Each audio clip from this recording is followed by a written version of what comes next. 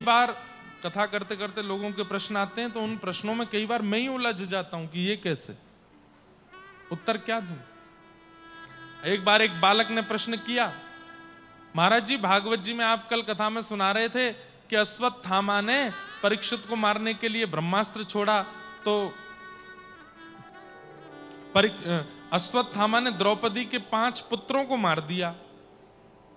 अर्जुन ने जब अश्वत्थामा को पकड़ के मारने का प्रयास किया तो ठाकुर जी वहां कहते हैं ब्रह्म बंधुर न हंतव्य, ब्राह्मण कैसा भी क्यों ना हो उसको मारना नहीं चाहिए, और बालकों का हत्यारा कोई भी क्यों ना हो उसको छोड़ना नहीं चाहिए।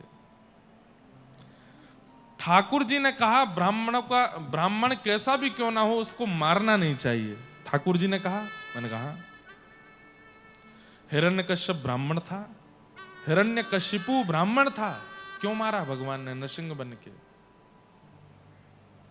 रावण पुलस्त ऋषि के कुल में जन्मा था, सारस्वत ब्राह्मण था, क्यों मारा प्रभु श्री राम ने।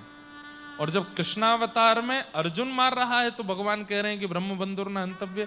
क्या भगवान ये कहना चाह रहे हैं कि ब्राह्मणों को मैं ही मार सकता हूं, या इसके प्रति कोई और उत्तर है?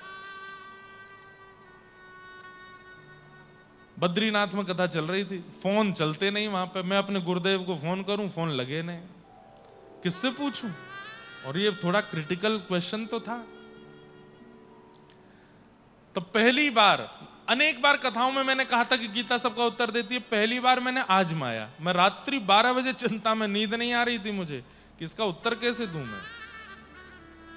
तो गीता जी मैंने खोली, कहीं से भी खोली है, और 5 बार प्रयास कीजिए, कम से कम 5 श्लोकों का अध्ययन कीजिएगा, आपका उत्तर मिलेगा।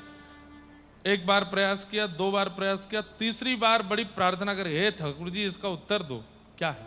जैसे ही खोला तो वर्णाश्रम व्यवस्था के बारे में ठाकुर जी वहां बोल रहे हैं, उसका प्रतिपादन हो रहा है। उसमें ठाकुर जी सब बताते हैं, ब्राह्मणों की ये कर्म है, क्षत्रियों के ये कर्म है, वैश्यों के ये कर्म है, शूद्रों के ये कर्म है, सबके बारे में बताते हुए अंत में भगवान क्या कहते हैं, यदि अर्जुन कोई अपने वर्ण में प्रकट हुआ, मान लीजिए कि ब्राह्मण कुल में जन्मा है, लेकिन जन्म से तो ब्राह्मण है पर कर्म से वैश्यों वाला कर्म करता है, तो वो वैश्य ही माना जाएगा।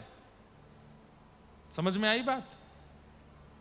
मैं ब्राह्मण हूं, लेकिन अगर मैं दुकान खोल करके व्यापार करने लग जाऊं तो कर्म से मुझे वैश्य ही माना जाएगा और वैश्य जैसी गति ही प्राप्त होगी।